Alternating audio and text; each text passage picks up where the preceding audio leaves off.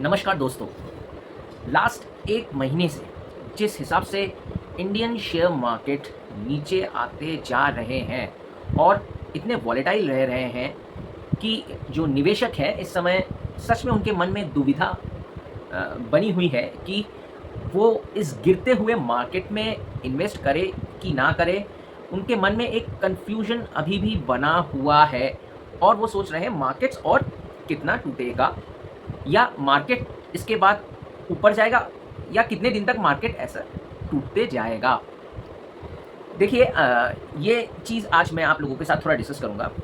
मैं फ़िलहाल यहाँ कोई प्रेडिक्शन नहीं करूँगा या एस्ट्रोलॉजी लेके प्रेडिक्शन करूँगा कि क्या होने वाला है जियोपॉलिटिकल कंडीशन में, उसकी वजह से मार्केट कैसे रिएक्ट करेगा, क्योंकि ये किसी को नहीं पता कि क्या होगा इस अनसर्टेन सिचुएशन में। वॉर कब ख़त्म होगा ये इस समय तो कोई भी प्रेडिक्ट नहीं कर सकता। तो फिलहाल हम कुछ फैक्ट्स लेके चलते हैं, दो कंडीशंस देखते हैं। एक कंडीशन हो गया कि वॉर कंटिन्यू रहा और क्रूड ऑयल के प्राइजेस करीब $150 आ गए, बढ़ गए, और क्रूड ऑयल के प्राइजेस बढ़ के $150 आ गए। दूसरा कंडीशन कि अगर यूएस और ईरान की लड़ाई डिप्लोमेटिकली अगर ख़त्म हो जाती है, सब ठीक हो जाता है, जिसके कारण क्रूड ऑयल के प्राइजेस लगभग $75 या 70 से $80 के बीच में आ जाता है। तो इस दो कंडीशन की हम बात करेंगे। देखिए, पहले कंडीशन की जो मैंने बात की, अगर क्रूड ऑयल प्राइजेस $150 आ जाता है तो क्या होगा। देखिए, अगर लास्ट एक महीना अगर ऐसे ही चलता रहा, वॉर कंटिन्यू रहा, तो आप क्रूड ऑयल प्राइजेस को $150 तक ज़रूर देख सकते हैं। तो क्रूड ऑयल के प्राइजेस अगर हाई रहते हैं तो क्या होगा। आपने लास्ट कुछ दिनों से आपने देखा कि एलपीजी के प्राइजेस भी आपने देखा कि बढ़ रहे हैं या बढ़ गए हैं, आपने देखा। तो क्रूड ऑयल के प्राइसेस $150 रहता है, तो एलपीजी के साथ साथ आप कुछ ही दिनों में देखेंगे पेट्रोल और डीजल के प्राइस बढ़ते हुए। तो ये एलपीजी हो गया या पेट्रोल डीजल के प्राइसेस अगर बढ़ते रहे तो इससे इन्फ्लेशन बढ़ जाएगा, महंगाई बढ़ जाएगी, ये आप सबको पता है। क्योंकि पेट्रोल डीजल के दाम बढ़ेंगे, ट्रांसपोर्टेशन के कॉस्ट बढ़ जाएंगे, इससे वेरियस प्रोडक्ट बाजार में आप जाएंगे, सब्जियों के दाम बढ़ जाएंगे, तो इन्फ्लेशन बढ़ जाएगा। उधर अगर आप देखें कि ऑयल प्राइसेस हाई रहते हैं तो देश की जीडीपी भी आप नीचे आते हुए देख सकेंगे, जिसके कारण जो डर रहे हैं लोग, स्टैगफ्लेशन आ सकता है। स्टैगफ्लेशन वो सिचुएशन है जिसमें कि आप देखेंगे कि इन्फ्लेशन भी बढ़ गया है आपके देश में, और इन्फ्लेशन के साथ साथ आपके देश की जीडीपी भी नीचे आती जा रही है। तो ये स्टैगफ्लेशन सिचुएशन हम लोग बोलते हैं, जिसमें कि ये अगर ज़्यादा दिन रहता है तो रिसेशन आने के चांसेस बढ़ जाते हैं। क्योंकि अगर महंगाई बढ़ जाती है तो जनरली क्या होता है कि महंगाई बढ़ने के कारण जो सरकार उसके बाद जो करती है वो है इंटरेस्ट रेट बढ़ा देती है। तो इंटरेस्ट रेट जब बढ़ेगा तो लोग ज़्यादा बोरो नहीं करेंगे और बिजनेसेस भी ज़्यादा बोरो नहीं करेंगे इन्वेस्टमेंट के पर्पस में, जिसके कारण बिजनेसेस उतनी फ्लरिश नहीं होगी और अर्निंग्स भी नहीं आएंगे। जो बिजनेसेस हैं, जो कंपनियां हैं, उनके अर्निंग्स भी घटते हुए नज़र आएंगे, जिसके कारण आप बहुत से प्रॉब्लम्स देख सकते हैं। जैसे कि कंपनी कई लोगों को हो सकता है जॉब से निकालेगी, जॉब डेटा आप गिरते हुए देखेंगे। तो इन सब चीज़ के कारण रिसेशन आने के चांसेस बढ़ जाते हैं। तो ऐसा हुआ तो मार्केट आपको नीचे आते हुए दिखेगा, और मार्केट अगर नीचे आता है तो आपको इंडेक्स के सपोर्ट देखने पड़ेंगे। मार्केट ऐसा सिचुएशन में मार्केट जरूर नीचे आएगा। पास्ट की भी बात करूं, पास्ट में भी जब ऑयल प्राइसेस ऐसे बढ़े थे, आप 1970s की बात करें या 1980s में भी हुआ था, तो उस समय भी जैसे अगर मैं स्टैंडर्ड इंडेक्स की बात करूं, एसएनपी, जैसे यूएसए की एसएनपी इंडेक्स, सब करीब ना करीब 40% या 20% टूटे ही है। तो अभी तक अगर मैं बात करूं इंडियन इंडेक्स की, तो वो करीब करीब 14% टूटा है। तो फर्दर फॉल आ सकते हैं। तो जिसके लिए आप अगर निवेशक हैं तो आपको सपोर्ट ढूंढना पड़ेगा। टेक्निकल एनालिसिस से आपको हमारे मार्केट्स के जो इंडेक्स है वो सपोर्ट दिखने पड़ेंगे, और जैसे सपोर्ट जो आपको दिखेंगे उस सपोर्ट के लेवल्स में आप बाई ज़रूर कर सकते हैं। दूसरा ऑप्शन अगर आप देखते हैं, जो मैं बोल रहा था कि अगर लड़ाई जल्दी ख़त्म हो जाती है, डिप्लोमेटिकली सब कुछ ठीक हो जाता है, तो आप ज़रूर मार्केट को ऊपर जाते भी देखेंगे। तो ये दो सिचुएशंस आपके पास रहेंगे।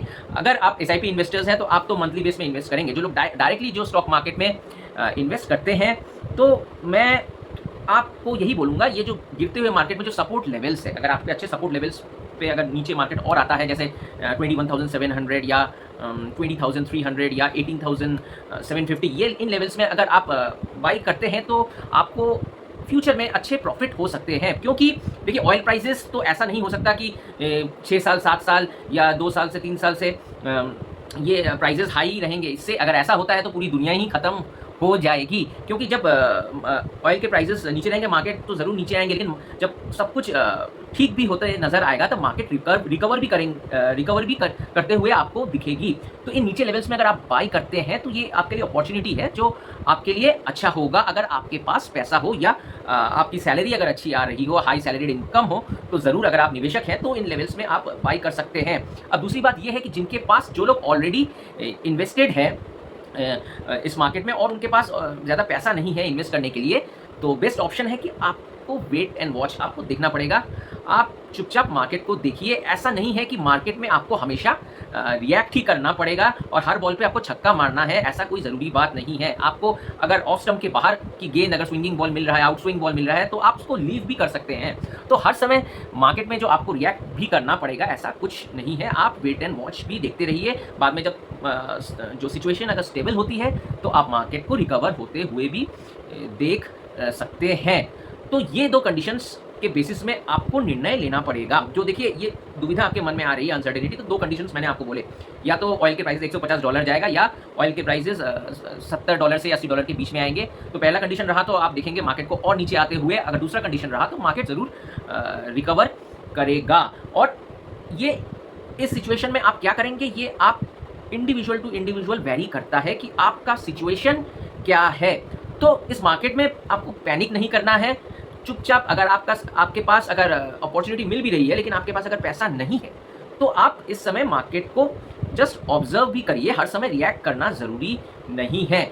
अगर आपके पास अगर पैसा हो, अगर अच्छे लेवल्स में आपको अगर मिल रहे हैं तो आप ज़रूर ले सकते हैं। क्योंकि इसके बाद अगर मार्केट में रिकवरी भी जब आएगी तो उससे आपको अच्छा प्रॉफिट मिलेगा। क्योंकि आप अगर इस समय थोड़ा थोड़ा करके भी ले रहे हैं इस गिरते हुए मार्केट में, तो आपकी बाइंग जो एवरेजिंग है वो नीचे लेवल्स में हो रही है। जैसे मैं एक उदाहरण दे रहा हूँ, मेरी तरफ से कोई रिकमेंडेशन नहीं है। जिस हिसाब से लास्ट कुछ दिनों में जैसे लार्सन एंड टुब्रो जैसी कंपनी करीब 20% करीब टूट गया है, तो ये और भी अगर नीचे मिलता है तो आप ज़रूर निवेश कर सकते हैं। क्योंकि मैं ये बोल रहा हूँ, लार्सन एंड टुब्रो जैसी कंपनी, अगर वॉर ख़त्म होता है, जो इतने इंफ्रास्ट्रक्चर वेस्ट एशिया में जो नष्ट हुए हैं, तो इसको रीबिल्ड भी करना पड़ेगा। और आपको पता ही है लार्सन एंड टुब्रो जैसी कंपनी को वेस्ट एशिया से भी कितने प्रोजेक्ट उनको मिलते हैं, आपको पता भी है। तो ऐसी कंपनियां अगर आपको इस सिचुएशन में नीचे बहुत टूटते हुए नज़र आ रहे हैं, तो आपको कम वैल्यूएशंस पे भी अगर मिल रहे हैं तो आप ज़रूर ले सकते हैं। लेकिन ये इंडिविजुअल टू इंडिविजुअल वैरी करेगा कि आप इस समय किस सिचुएशन में हैं, आपके पास कितना लिक्विड मनी है। ऐसा नहीं है कि आपके पास लिक्विड मनी ज़्यादा नहीं है, ऐसा है कि आप सब पैसा डाल दिया 100% और आपको डेली एक्सपेंस के लिए आपके पास पैसा नहीं है, ऐसा मत करिएगा। अगर ऐसा कंडीशन है, अगर आपके पास पैसा नहीं है, तो आप चुपचाप वेट एंड वॉच, पेशेंस रखिए, देखिए मार्केट को। ऐसे मार्केट में आपको बहुत कुछ सीखने को मिलता है और आप स्ट्रैटेजी भी फ्यूचर के लिए आप बना सकते हैं। आप इस समय बैठ के देख भी सकते हैं और फ्यूचर में आप अपने पोर्टफोलियो को कैसे डाइवर्सिफाई करेंगे। क्योंकि आपने देखा ऐसा सिचुएशन, जो नए नए इन्वेस्टर्स हैं जिनको एक्सपीरियंस नहीं था, ऐसे सिचुएशंस भी आते हैं। तो आप अपने फ्यूचर के लिए भी एक